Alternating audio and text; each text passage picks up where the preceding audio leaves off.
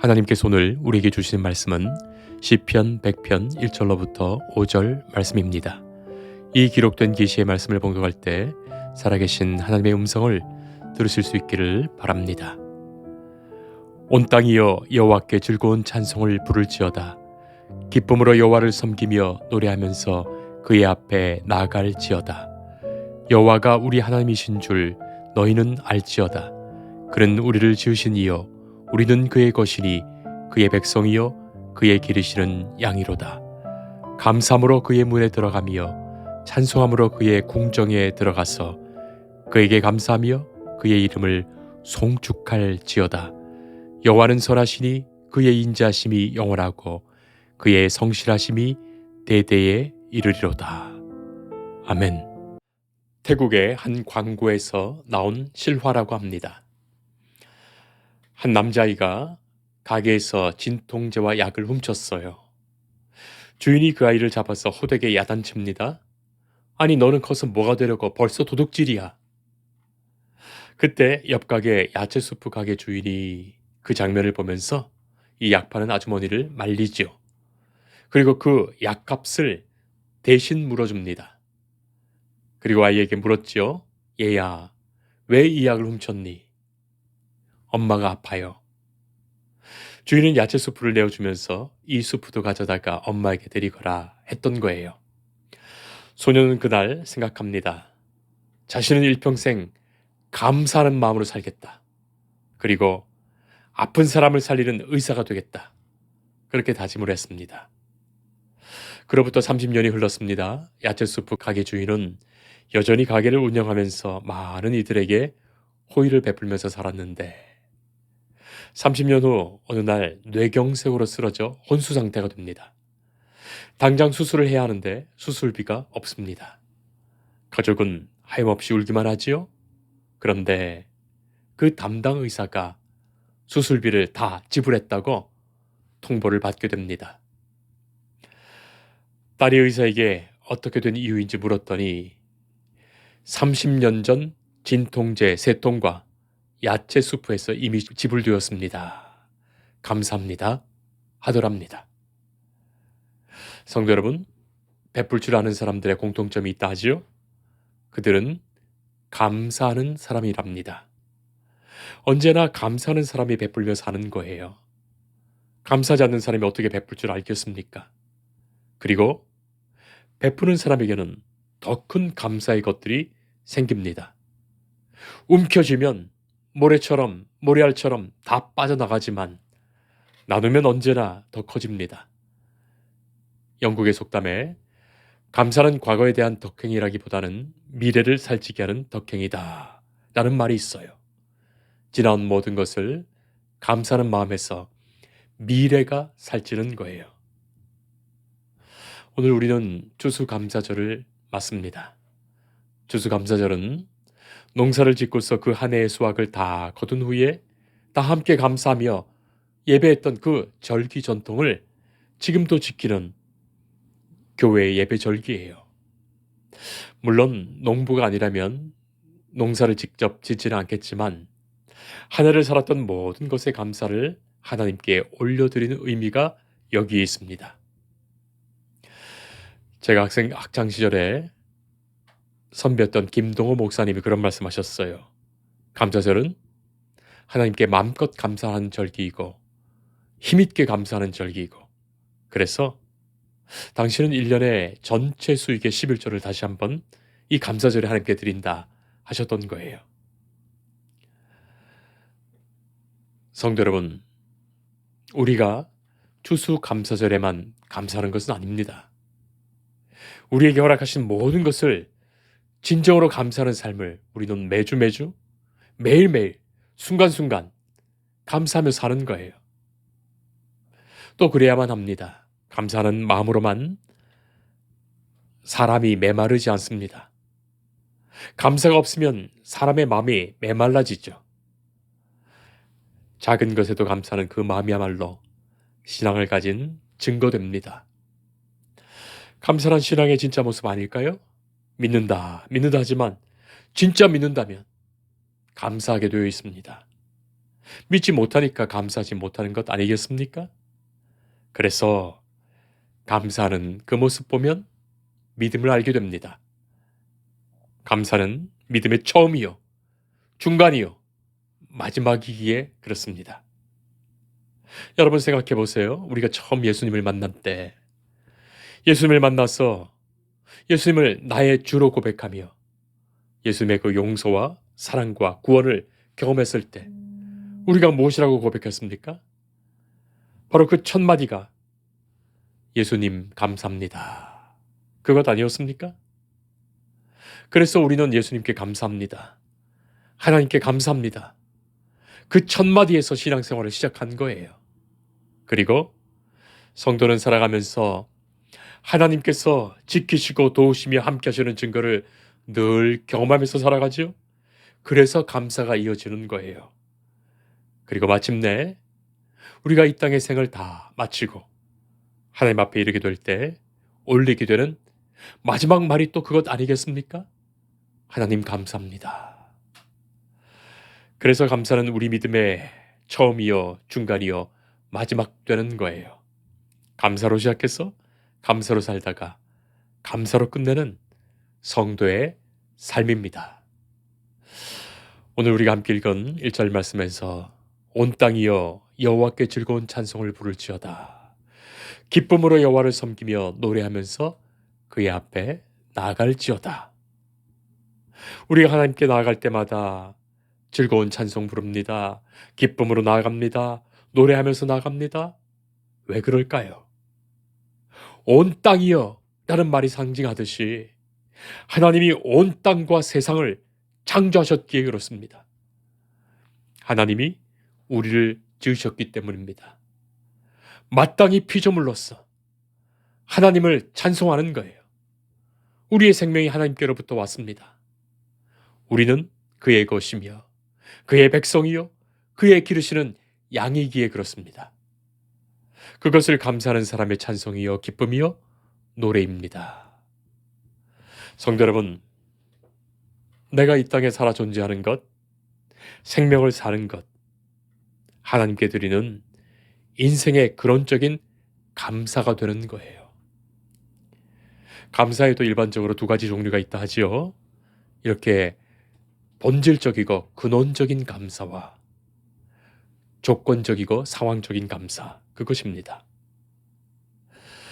노벨 평화상을 수상하고 독일의 나치의 유대인 대학살이에서 살아남은 엘리 위셀이라는 분은 온갖 모욕과 인간성을 말살하는 이 아우슈비츠 수용소에서 살아남게 되는데, 그는 어떤 상황에서도 이 감사한다는 마음으로 감사한다는 말을 잊지 않았다고 합니다. 오늘 내가 살아있어 감사합니다. 내가 인간이어서 감사합니다. 하나님을 믿음에 감사합니다. 하나님이 온 세상을 창조하셨고 나를 창조하셨는데 내가 살아가는 것, 어떤 현실에서도 감사할 뿐이라는 그 믿음이었어요.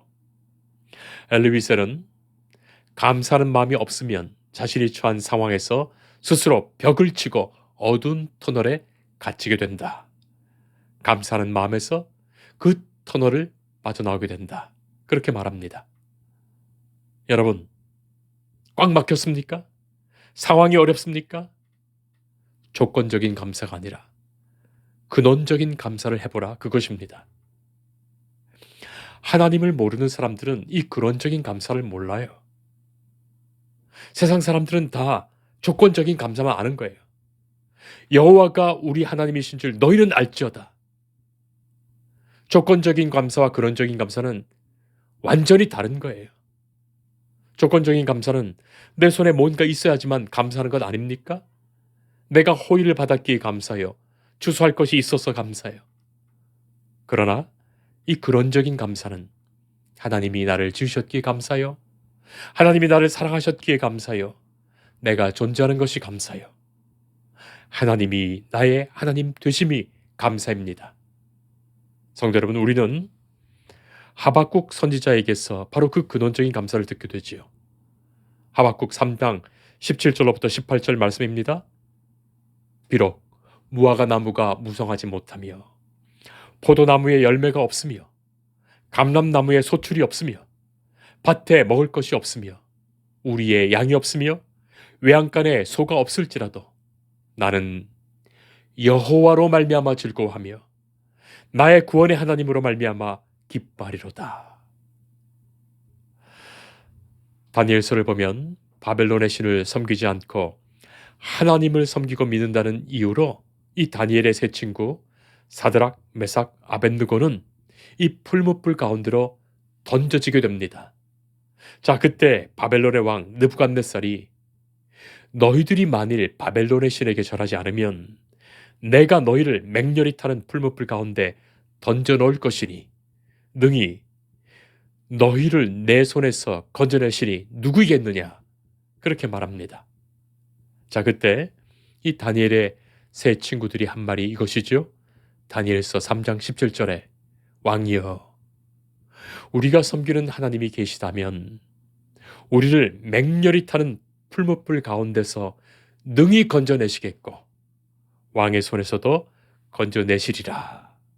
그러나 그렇게 하지 아니하실지라도 왕이여, 우리가 왕의 신들을 섬기지 아니하고 왕이 세우신 금신상에게 절하지도 아니할 줄 아옵소서. 성도 여러분, 조건적인 신앙이 아닙니다. 그리하시지 아니하실지라도 하나님을 향한 믿음과 신앙과 감사는 철회되지 않습니다. 오늘의 시편 감사는 이어지지요. 감사함으로 그의 문에 들어가며 찬송함으로 그의 궁정에 들어가서 그에게 감사하며 그의 이름을 송축할지어다. 송축한다는 표현이 있는데 이 송축이라는 말은 히브리어 바라크입니다. 이 바라크의 뜻은 인정하다, 감사한다, 그 두 가지 내용이 들어있는 뜻의 말이에요. 무엇을 인정하는 것입니까? 하나님을 인정하는 것입니다. 하나님이 나의 창조주시요, 하나님이 나의 구원자시며 하나님이 목자 되심을 인정하는 겁니다. 하나님이 나를 사랑하시어 그 아들 예수님을 보내주셨다는 것을 인정하는 것입니다. 예수님께서 나를 위하여 십자가에 죽으셨다는 바로 그것을 인정하는 거예요.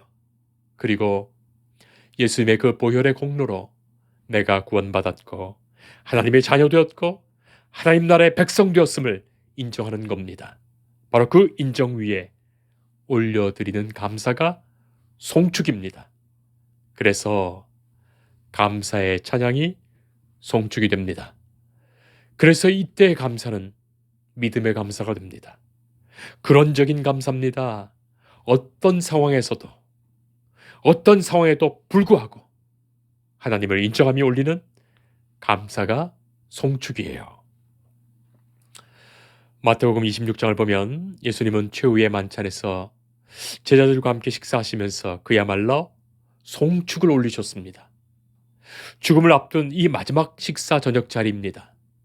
내일 아침이면 자신의 몸이 십자가에서 떡처럼 부서져 찢겨질 것입니다. 내일 아침이면 자신의 피가 포도주처럼 쏟아질 것입니다. 그런데 이 일에 함께 하실 하나님을 생각하는 거예요. 하나님의 영광을 생각합니다. 이 일로 여기 있는 제자들에게 임하실 새로운 은혜와 변화를 기대하십니다. 이 모든 일에 하나님의 역사를 인정한 거예요.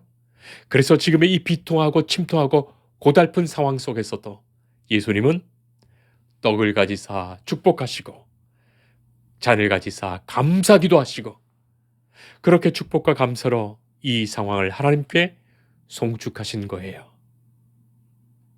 오늘 이 시편에서 그렇게 송축하여 감사하는 사람이 올려드리는 고백이 나옵니다.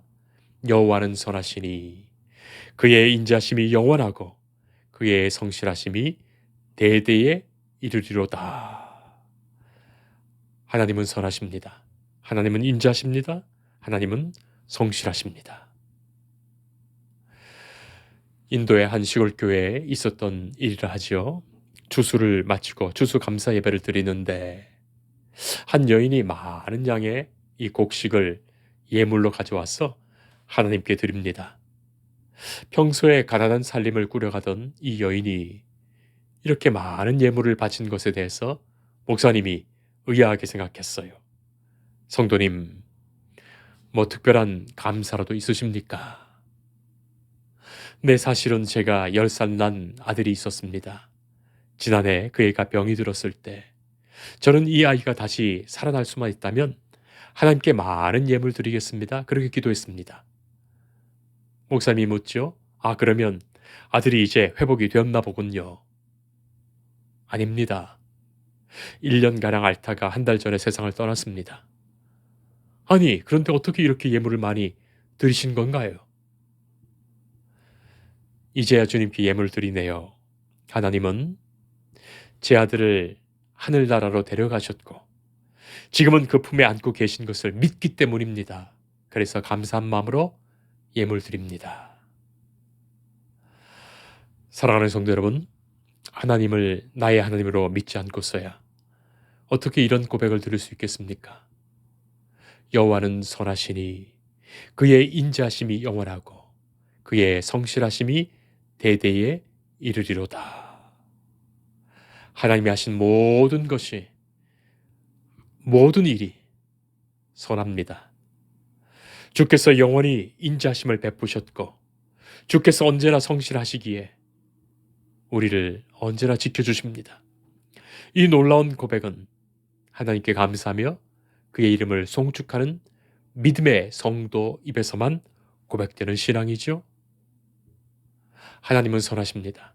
하나님은 인자하십니다. 인자는 긍휼을 말합니다.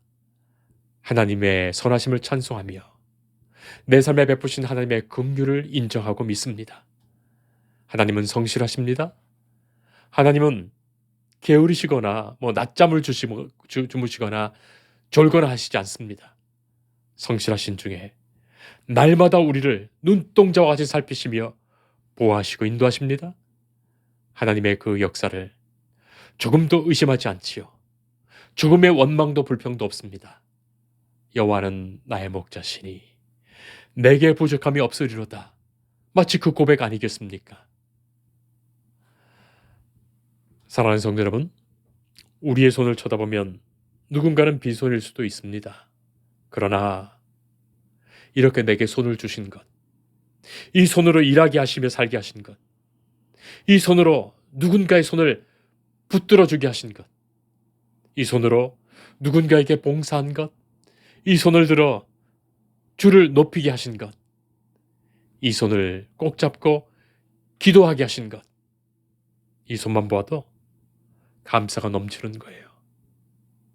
하나님이 우리의 하나님 되시기에 하나님만을 기뻐하며 찬송하며 감사하며 살아가는 성도의 삶이기를 축복합니다.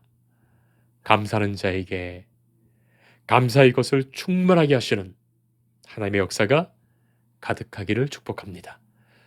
기도하겠습니다. 자비로우시며 긍휼이 영원하신 하나님을 기뻐하며 노래합니다. 우리의 생명이 주께로부터 났습니다. 우리의 생명을 주께 드리며 주를 찬양합니다. 하나님의 성실하심을 찬양하며 좋으신 하나님을 기쁨으로 예배합니다. 나를 만드시고 조성하시며 여기 이 자리까지 긍휼과 자비로 인도하신 나의 목자 하나님, 주를 기뻐하며 주를 사랑합니다. 하나님의 영원하신 섭리 안에서 감사와 기쁨으로 살아가게 하옵소서. 주께서 돌보시며 인도하심을 언제나 의지하며 우리의 일생이 주와 함께 동행하게 하옵소서. 예수님 이름으로 기도합니다. 아멘. 주님을 늘 믿으며 그 손을 의지하고 내 몸과 마음을 바쳐서 끝까지 충성하리.